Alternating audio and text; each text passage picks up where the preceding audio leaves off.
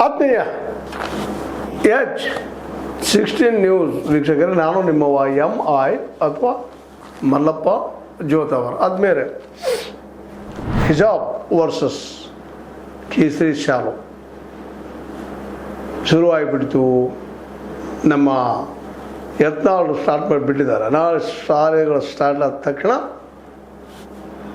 ಎಲ್ಲ ಶಾಲೆ ಕಾಲೇಜುಗಳಿಗೆ ಈ ಕೇಸರಿ ಶಾಲು ಕೊಟ್ಟು ಪ್ರತಿಯೊಬ್ಬ ಹಿರಿಯರಿಗೆ ನಮಸ್ಕಾರ ಮಾಡಿ ಜೈ ಶ್ರೀರಾಮ್ ಅಂತ ಹೇಳ್ತೀನಿ ಅನ್ನುವಂಥ ಮಾತನ್ನು, ಅಂದ್ರೆ ಸಂಘರ್ಷದ ರೂಪ ನಿಧಾನಕ್ಕಿಡಲಿಕ್ಕಾಯ್ತು ಅಂತ.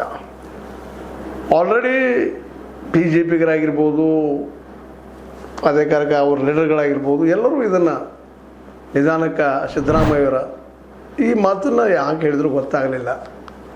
ಕೇಸರಿ ಶಾಲ್ ಬೇಡ ಅನ್ನುವಂಥ ಮಾತನ್ನು ಅದನ್ನು ದೊಡ್ಡ ಇಶ್ಯೂ ಮಾಡುವಂಥ ಎಲ್ಲ ಸಾಧ್ಯತೆಗಳಿದ್ದಾವೆ. ಇರ್ಬೋದು ಸಿದ್ದರಾಮಯ್ಯ ದೃಷ್ಟಿಯಲ್ಲೇ, ಪ್ರಿಯಾಂಕ ಖರ್ಗೆ ಅವ್ರ ದೃಷ್ಟಿಯಲ್ಲಿ ಅದು ತಪ್ಪಾಗಿರ್ಬೋದು. ತಪ್ಪು ಒಪ್ಪು ಅನ್ನೋದು ಚರ್ಚೆನೂ ಉಳಿತಾ ಇಲ್ಲ. ನಿಧಾನಕ್ಕೆ ಮಕ್ಕಳ ಮನಸ್ಸಿನಲ್ಲೇ ಹೌದಪ್ಪ ಇದು ಹಿಂದೂ ಮುಸ್ಲಿಂ ಅನ್ನು ಮಾಡುವಂಥ ಕೆಲಸವನ್ನು BJPಗೆ ಮಾಡೋದು ತಮ್ಮ ವೋಟ್ ಬ್ಯಾಂಕ್ ಅಂತ ಎಲ್ಲರಿಗೂ ಗೊತ್ತದ. ಈ ನಿಮ್ಮದು ತುಷ್ಟೀಕರಣದಂತೆ ನಿಮಗೆ ಹೇಳ್ತಾರೆ ಅವರು ಕಾಂಗ್ರೆಸ್ಸಿಗರಿಗೆ, ಮತ್ತು ನೀವು ಅವ್ರಿಗೆ ಹೇಳ್ತೀರಿ. ಇದರಿಂದ ಆಗುವುದೇನು ಅಂತ ಈಗ ಒಂದು ದೊಡ್ಡ ಪ್ರಶ್ನೆ ಬಂತ. ಹೌದು, ಒಂದೊಂದು ಸತ್ಯ, ಹಿಜಾಬ್ ಹಾಕೊಂಡು ಬರೋದರಿಂದ ಲಾಸ್ ಯಾರಿಗದ? ಸಮಾನತೆ ಯಾವುದು ದೊಡ್ಡ ದೊಡ್ಡ ಮಾತು ಮಾತಾಡ್ತಾರೆ. ಮೊನ್ನೆ ಚರ್ಚೆ ಮಾಡಿದ್ದದ ಇದನ್ನು. ಆದರೆ ಲಾಸ್ ಏನು? ಯಾವ ಹಿಂದೂಗಳಿಗೆ ಹಿಜಾಬ್ ಹಾಕೊಂಡು ಬಂದರೆ ಲಾಸ್ ಅದನ? ಅಲ್ಲಿ ಬಂದಿದ್ದು ಅದಕ್ಕೆ ವಿದ್ಯೆ ತೆಗೆದುಕೊಳ್ಳೋದು. ಇದನ್ನೇ MB ಪಾಟೀಲ್ ಮಾತಾಡಿದ್ದು. ಅದೇ ಮಾತು ನಿಮಗೂ ಅನುಭವಿಸ್ಕೋಬೋದಲ್ಲ. ಕೇಸರಿ ಶಾಲ್ ಹಾಕೊಂಡು ಬಂದರೆ ಏನು ಲಾಸ್ ಅದ ನಿಮಗಂತ? ಅವರು ಬಂದು ವಿಜ್ಞಾನ ಪಡೆಯೋದಕ್ಕಾಗಿ ಶಿಕ್ಷಣ ಎಲ್ಲರನ್ನೂ ಬದಲು ಮಾಡ್ತಾ ಇರ್ತದೆ. ನಾವು ಬದಲು ಮಾಡಲಾರದನ್ನು ಅದು ಮಾಡ್ತಾ ಇರ್ತದೆ. ಆ ಶಾಲೆಗಳಿಗೆ ಶಿಕ್ಷಕರನ್ನು ಒದಗಿಸಿ, ಪಾಠಗಳನ್ನು ಸರಿಯಾಗಿ ಮಾಡಿಸಿ, ಮಕ್ಕಳಲ್ಲಿ ಅಕ್ಷರ ಜ್ಞಾನ ತಿಳುವಳಿಕೆ ಬರುವಂಥ ವ್ಯವಸ್ಥೆಯನ್ನು ಮಾಡಿದರೆ ಮಕ್ಕಳಿಗೆ ಓದು ಬರ ತಿಳಿಸುವಂಥ ಕೆಲಸವನ್ನು ಸಮರ್ಪಕವಾಗಿ ಎಲ್ಲ ಮಕ್ಕಳಿಗೆ ತಿಳಿಸುವಂಥ ಕೆಲಸ ಮಾಡಿದರೆ ಈ ಹಿಜಾಬ ಕೇಸರಿ ಶಾಲಾ ಇವು ತನ್ನ ಹೋಗ್ತಾವೆ. ಇದರಲ್ಲಿ ಎರಡು ಮಾತು ಇಲ್ಲ. ಇವೆರಡೂ ಹಾಕ್ಕೊಂಡು ಹೋದ್ರೆ ಏನು ಉದ್ಯೋಗ ಸಿಗುವುದಿಲ್ಲ. ಯಾರು ಪ್ರಿಯಾಂಕ ಖರ್ಗೆ ಅವರ ಪ್ರಶ್ನೆ ಮಾಡಿದ್ದಾರೆ, ಹಿಜಾಬ್ ಹಾಕ್ಕೊಂಡು ಬಂದರೆ ಅಥವಾ ಕೇಸರಿ ಶಾಲೆ ಹಾಕ್ಕೊಂಡು ಬಂದರೆ ಉದ್ಯೋಗ ಸಿಗ್ತದನ ಅಂತೇಳಿ. ಅದರಲ್ಲೂ ಕೇಸರಿ ಶಾಲಿನ ಬದಲಾಗಿ ಮುಂದೆ ಮಾತಾಡಿದ್ದಾರೆ. ಹೌದು, ಅವು ಸಾಂಪ್ರದಾಯಿಕ ನಂಬಿಕೆಗಳು, ಕುಂಕುಮ ಹಚ್ಕೊಂಬರೋದಾಗಿರ್ಬೋದು, ಜನಿವಾರ ಹಾಕ್ಕೊಳ್ಳೋದಾಗಿರ್ಬೋದು, ಶಿವದಾರ ಹಾಕ್ಕೊಳ್ಳೋದಾಗಿರ್ಬೋದು, ಇವರ ನಂಬಿಕೆಗಳು, ನಮ್ಮ ಆಚರಣೆಗಳು ಎಲ್ಲ. ಹಿಜಾಬ್ ಹಾಕ್ಕೊಳ್ಳೋದಾಗಿರ್ಬೋದು, ಕೇಸರಿ ಶಾಲೆ ಹೊತ್ಕೊಳ್ಳೋದಾಗಿರ್ಬೋದು. ಸ್ವತಂತ್ರವಾದ ಮೀಡಿಯಾಗೆ ಬೇಕಾಗಿರುವುದು ಸ್ವತಂತ್ರ ಧ್ವನಿ. ಆ ಸ್ವತಂತ್ರ ಧ್ವನಿ ಉಳಿಸಲು ನೀವು ಮಾಡಬೇಕಾದದ್ದು ಇಷ್ಟೇ. ಅದೇನಪ್ಪಾ ಅಂತಂತಂದ್ರೆ ನಿಮ್ಮ ಕೈಲಾದಷ್ಟು ಸಹಾಯ ಈ ಚಾನಲ್ಗೆ ಮಾಡಿ ಹಾಗೂ ನಿಮ್ಮ ಧ್ವನಿಯನ್ನು ಕಾಪಾಡಿಕೊಳ್ಳಿ. ನಮ್ಮ ಆಚರಣೆಗಳು ನಾವು ನಂಬ್ಕೊಂಡು ಬಂದಂಥ ಕೆಲವೊಂದಿಷ್ಟು ಪದ್ಧತಿಗಳು ಅದನ್ನು ಇವತ್ತು ಅತಿರೇಕಕ್ಕೆ ಒಯ್ಯುವಂಥ ಕೆಲಸಗಳು ಆಗ್ತದೆ. ಸರಳ ಆಗಿದ್ರೆ ಪ್ರಶ್ನೆನೇ ಇಲ್ಲ, ಸಹಜವಾಗಿದ್ರೆ ತಾನಾಗಿ ಹೋಗುವಂಥದ್ದು. ಈಗ ಮಾಡಿದ್ರೆ ಮೊನ್ನೆ ಇಲ್ಲ ಜನಿವಾರ ಮತ್ತು ಹಿಜಾಬನ್ನು ತಡೆಯುವಾಗಿಲ್ಲಪ್ಪ ಅನ್ನೋ ಮಾತು ಮಾತಾಡಿದರು. ಶಿವದಾರು ತಡೆಯುವಂಗಿಲ್ಲಪ್ಪ, ಹಾಕೊಂಡು ಹೋಗಲಿ ಅಂತ ಮಾಡಿದರು. ಕುಂಕುಮ ಹಚ್ಕೊಂಡು ಹೋಗಲಿ ಅಂತ ಮಾಡಿದರು. ಇವೆಲ್ಲರೂ ಸಂಪ್ರದಾಯಗಳು ರೀ, ಅಷ್ಟು ಮಾಡಿದ್ದು ಬರೋಬ್ಬರಿ ಇತ್ತದು. ಆದ್ರೆ ಕೇಸರಿ ಶಾಲ ಹಾಕೊಂಡು ಬರುವಾಗಿಲ್ಲ ಅಂತ ಇದನ್ನು ಯಾಕೆ ಸಿದ್ದರಾಮಯ್ಯನವ್ರು ಮಾತಾಡಿದರು ಅಥವಾ ಅವರು ಕಾಂಗ್ರೆಸ್ಸಿಗರು ಯಾಕೆ ಮಾತನ್ನು ಎತ್ತಿಡಿದ್ರು ಅಂತ. ಇವತ್ತು ಅನುಕೂಲ ಆಯ್ತು ಅವ್ರಿಗೆ. ಒಂದು ವಿಷಯ ಬೇಕಾಗಿತ್ತು, ಇಲ್ಲಿವರೆಗೆ ವಿಷಯ ಇರಲಿಲ್ಲ. ಗ್ಯಾರಂಟಿ ವಿರುದ್ಧ ಮಾತಾಡಿದ್ರೆ ಹೆಸರು ಕೇಳ್ತವ್ರಿಗೆ. ಈಗ ಸ್ವತಃ ಅವರು ಅನ್ಕೊಳಕತ್ತಿದ್ರು ಗ್ಯಾರಂಟಿ ನಾವು ತೊಗೊಂಡು ಬರ್ತೀವಿ ಅಂತೀರ. ಇದು ಪಾಸಿಟಿವ್ ರಾಜಕಾರಣ. ಹಾಗೆ ನೀವು ಉದ್ಯೋಗ ನಾವು ಸೃಷ್ಟಿ ಮಾಡ್ತೀವಿ ಅಂತ ಹೇಳ್ರಿ, ಅವ್ರು ಮಾಡೋಕ್ಕಾಗಲಿಕ್ಕಂದ್ರೆ ಹೋಗ್ತಾರೆ.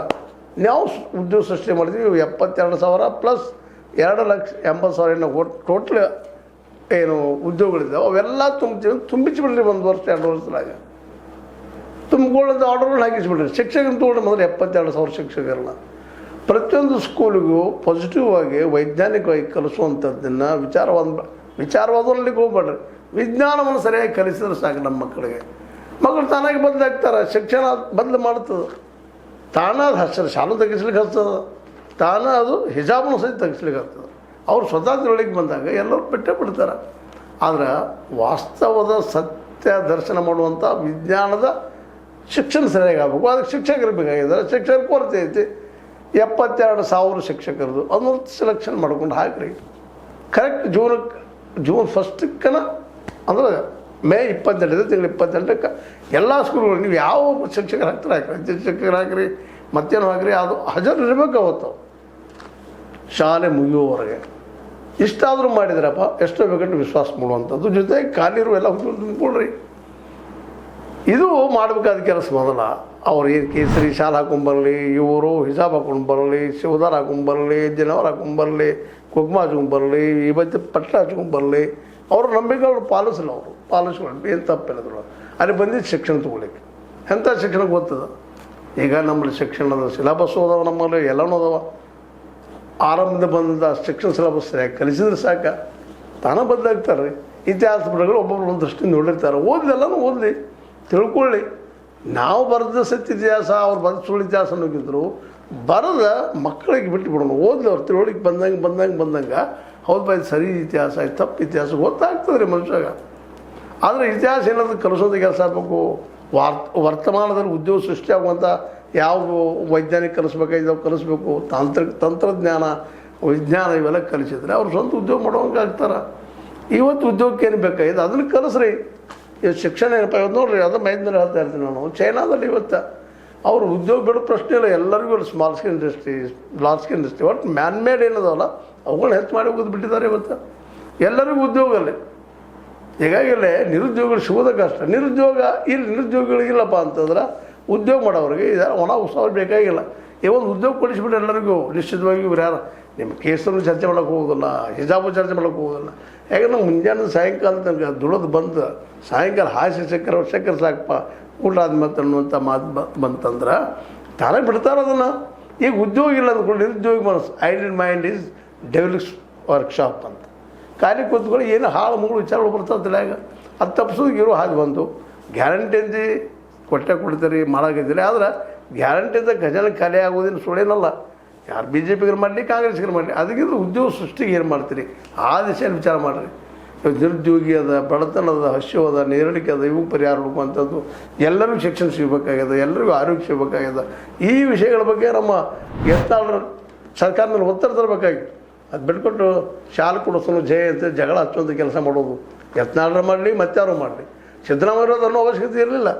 ಹಾಕೊಂಬಂದ್ರೆ ಬರಲಿ ಬಿಡಪ್ಪ, ಅವ್ರು ಹಾಕ್ಕೊಳ್ಳಿ, ಏನು ತಪ್ಪ ಅಂತಂದಿದ್ರೆ ಇದೇನಾಗಿ ಬಿಡ್ತಿದ್ದಪ್ಪ ಅಂದ್ರೆ ಈ ಏನು ಧರ್ಮದ ಮತ್ತು ಜಾತಿ ಹೆಸರು ರಾಜಕಾರಣ ಮಾಡೋರಿಗೆ ನಡ ಮುರಿದಂಗೆ ಆಗಿಬಿಡ್ತಿತ್ತು. ಅವರ ಒಂದು ಅಸ್ತ್ರಗಳು ಅವರಿಗೆ ಪ್ರಯೋಗ ಮಾಡಿದಂಗೆ ಆಗ್ತಿತ್ತು. ಏನು ತಪ್ಪದ? ಕೇಸರಿ ಶಾಲೆ ಹಾಕೊಂಡು ಬಂದರೆ ಏನು ತಪ್ಪದಪ್ಪ? ಹೌದವರು ಹಿಂದೂಗಳು ನಂಬಿಕೆ ಇದೆ, ಅವ್ರು ಮಾಡಲಿ. ಮುಸ್ಲಿಮ್ರಿಗೆ ಅವ್ರು ತಮ್ಮ ನಂಬಿಕೆ ಇದೆ, ಹಿಜಾಬ್ ಹಾಕೊಂಡು ಬರಲಿ. ಹಿಜಾಬ್ ಹಾಕೊಂಡು ಬಂದ್ರೆ ಇವ್ರಿಗೇನು ನುಕ್ಸಾನ್ ರೀ, ಇವ್ರಿಗೇನಾಗೋದು? ಹಿಂದೂಗಳಿಗೆ, ಹಿಂದೂ ವಿದ್ಯಾರ್ಥಿಗಳಿಗೆ ಇಲ್ಲೇನು ಒಬ್ಬರನ್ನು ನೋಡ್ಲಿಕ್ಕೆ ಹೋಗ್ತಾ ಇದ್ದಾರೆ ಕಾಲೇಜ್ಗೆ ಅಥವಾ ಸ್ಕೂಲ್ಗಳಿಗೆ, ಕಲೀಲಿಕ್ಕೆ ಹೋಗ್ತಾ ಇದ್ದಾರೆ.